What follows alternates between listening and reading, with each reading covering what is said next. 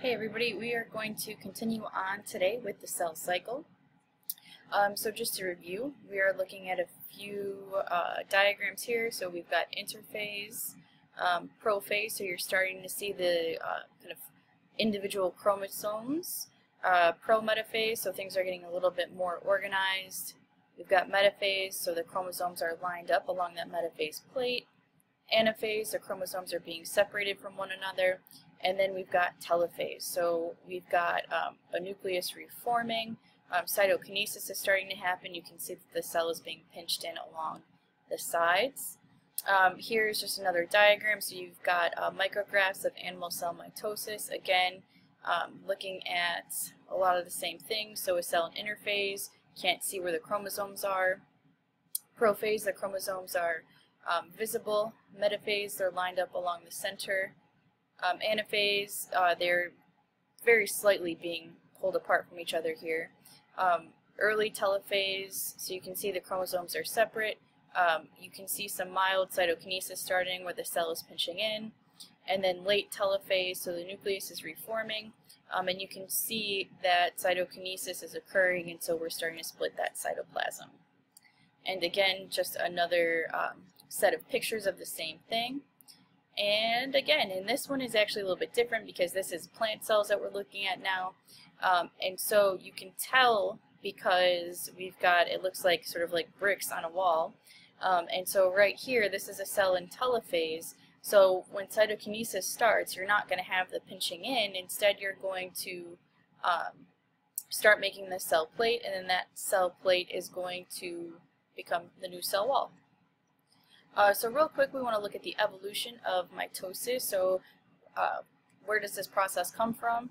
So we've got a very hypothetical sequence here. So we've got prokaryote or bacteria, and so you just copy the one bacterial, that circular chromosome, and then the cell can split into two. Dinoflagellates, so it's a little bit different. You can see the purple is the nucleus. So you've got microtubules that run sort of the length of the cell, and you've got them separating chromosomes that are still within a nucleus, and that nucleus is actually stretching out as well. With the diatoms, now we've got the microtubules contained within the nucleus attaching to the kinetochores of the microtubule. The microtubules are connecting to the kinetochore of the centromere on the chromosomes. The chromosomes are being separated, but again, you still have this intact nucleus. And now down here, what it looks like in most eukaryotes, and so you can see that the nucleus is broken apart, so you've just got fragments of that nuclear envelope. You've got centrosomes that are sort of helping to kind of guide and lay out the spindle, and then those spindle fibers or microtubules are connecting again to the kinetochore of the centromere in order to sort of help guide those chromosomes away from each other. So the focus of this lecture is actually going to be regulation of mitosis, regulation of cell division. And so it has to be controlled, and the rate of cell division is actually going to depend on what kind of cell you're looking at. So for example, your skin has to divide pretty frequently. So if you dust your house at home or you have to dust your bedroom, most of that dust that you're dusting up is dead skin cells that you've shed off. So you need to be replacing skin cells really, really frequently. If you look at something like your liver, then those cells are going to be sort of replaced as needed. And then when you look at brain cells, this is going to rarely, if ever, happen. So cell division rate is going to be different depending on the type of cell that you're looking at. And we've got something in this class called checkpoints. So every day I check to see if you guys are ready to move on or if you need more practice on what you're working on. And the cell has checkpoints as well. And so these checkpoints are going to be a control point in the cell cycle. We know about several different checkpoints, and these are just like they are for class, a go-ahead signal. So you need to meet these checkpoints before you can proceed on to the next phase. So the first checkpoint is the G1 checkpoint. This is also called a restriction point in mammalian cells. And if a cell is not ready to move on, then it'll get placed in a phase called the GO phase.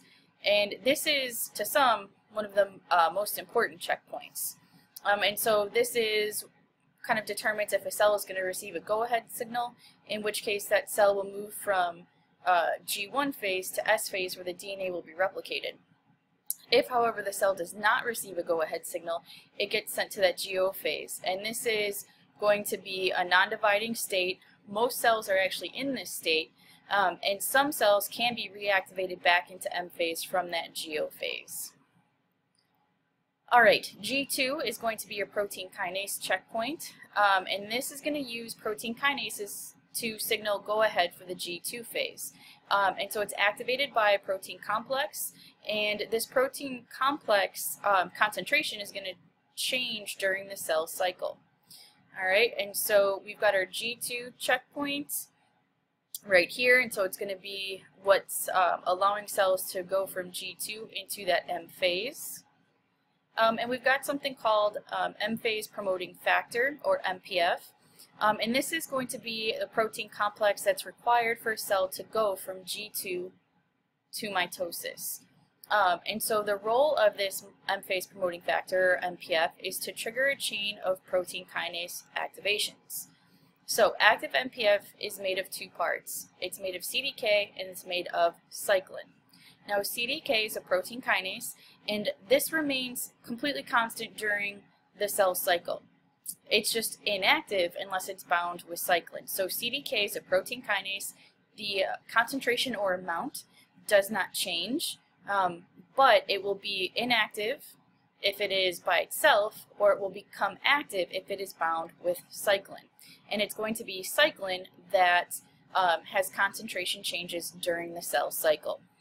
So what we're looking at here is the fluctuation of MPF activity and cyclin concentration during the cell cycle. So the kind of darker purple line here is going to be your cyclin concentration. And so if you look at this concentration throughout the cell cycle, at G1 and S, cyclin concentration is super low. Then during G2, cyclin concentration starts to increase. It'll increase up through M phase, and then it will sharply decrease again. And it'll stay low through G1, S, it'll increase during G2, up through M, and then sharply decrease again. Okay, so that is the cyclin concentration. Now, what happens is when the cyclin concentration is high, that cyclin will bind to the CDK to make MPF. And so when you have a lot of cyclin that can bind to the CDK, you're going to make MPF, which is going to cause a spike in MPF activity, which is going to promote M phase. And so that's why every time you start to have an increase in cyclin concentration, you are going to have an increase in MPF activity, because there's enough cyclin in the cell to bind to the CDK to make MPF and to sort of promote the M phase. So cyclin is a protein whose concentration builds up over G1, S, and G2. When enough of the cyclin is present, active MPF is formed. So we want to take just another look at a different kind of diagram. So again, CDK is always going to be in the cell, so you can see that that is not changing. Here we have this arrow with the cyclin accumulation, sort of showing that it's like smaller and lighter over here, getting a little bit more obvious over here. And so what that's signaling is that the cyclin is starting to accumulate in the cell. Again, CDK is constant, but the cyclin has been accumulating. When there is enough cyclin, it will bind with the CDK to form the MPF. The MPF, again, is the M phase promoting factor, so this is going to essentially tell the cell that we're ready for the M phase. Once you're there, M phase has started, you're not going to need the MPF anymore, so the cyclin is going to be degraded, and it's going to be released, and the CDK is going to stick around for this to happen all over again. So active MPF triggers mitosis. It activates a cyclin degrading enzyme. So active MPF will start mitosis, but then it will also activate a cyclin degrading enzyme, which is then going to lower the amount of cyclin in the cell, so that that cyclin is broken down, and so we have that cycle that we just looked at. So the result is, since you're breaking down that cyclin after MPF has started mitosis, you have no more active MPF left to trigger another mitosis until the cell cycle has been repeated. So it's sort of a way, it's one of those feedback loops that we've talked about, and it's a way to make sure that mitosis stops until you are ready for it to happen again after the cell cycle has gone through another time. And so this is just sort of both of these diagrams together. And we're going to move on now, and we are going to talk about growth factors. Now these are going to be external signals that affect mitosis. So everything that we just talked about, that's all happening internally in the cell. These growth factors are going to be external signals that affect meiosis. So we've got a few examples. We've got PDGF, density-dependent inhibition, and anchorage dependence. So PDGF is platelet-derived growth factor, and this is really important because it's going to stimulate cell division to heal injuries. So let's say you like break your arm or you get a bad cut, the bone cells or the skin cells are going to have to divide quickly to try and heal that injury, and so this PDF, the platelet-derived growth factor, will stimulate cell division to help heal some of those injuries. And so here we just have a diagram. You have a cut-up sample of connective tissue, so this is a petri dish with small pieces of connective tissue. We have a suspension of free fibroblast cells that is being used to digest the extracellular matrix, and then all of that is going to be transferred, so you're transferring cells to sterile culture, and the cells are going to adhere to the glass, you're going to incubate it, and so what happens is in the basic growth medium plus that PDGF, the cells proliferate, meaning those cells are going to start dividing, because they have that growth factor there. Next is density-dependent inhibition. So density-dependent means that something depends on the density, and then inhibition is to stop or slow down. And so density-dependent inhibition is when the number of cells in an area force competition for things like nutrients, space, and growth factors. And so what this means is that when density is high, competition is really high, so you're going to see less or no cell division.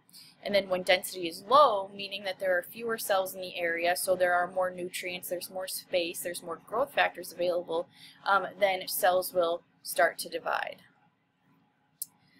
Here we are looking at, you can see you've got cells that are sort of anchoring to a dish, and so they are able to start to divide, so that is anchorage dependence. So the cells have to be anchored down, they can't just be sort of like free floating. When the cells have formed a complete layer, they're going to stop dividing, so that's density dependent inhibition. So there's no longer enough space for the cells, so they'll stop dividing. Now when you remove some of those cells, alright, so you've now just lowered the density, then the cells will continue to divide to refill in that gap. Okay, and then again, once that gap has been filled in, density-dependent inhibition will slow down the cell division again. Now this is how normal mammalian cells behave. So if there's not enough room, they're not going to keep dividing because there's nowhere for the cells to go. What you're looking at down here is an example of cancer cells. So cancer cells do not exhibit anchorage dependence or density-dependent inhibition. So these cells will continue growing when normal cells would stop. I already talked about anchorage dependence a little bit, but this is the inhibition of cell division unless the cell is attached to some type of substrate, and so it's going to prevent cells from dividing and floating off in the body, so it's going to keep them anchored to something. Now cancer cells do not stop dividing, so the control mechanisms for cell division have failed. And so what happens is you have a tumor that will start to grow from a single cell. The cancer cells can invade neighboring tissue, and then when we say the cancer is metastasized, that means that it's been able to spread either through blood or lymph vessels to other parts of the body. So regulation of cell division is usually going to be a balance between mitosis, when you make new cells, and apoptosis, or the cell suicide or death. And so cancer can happen if either process doesn't work. So to sort of summarize chapter 12, you guys are going to need to know the phases and the steps of the cell cycle, and you also need to talk about the regulation of the cell cycle. And your lecture question is in your own words. Please send me a message and explain why regulation of the cell cycle is so important. All right, thanks guys.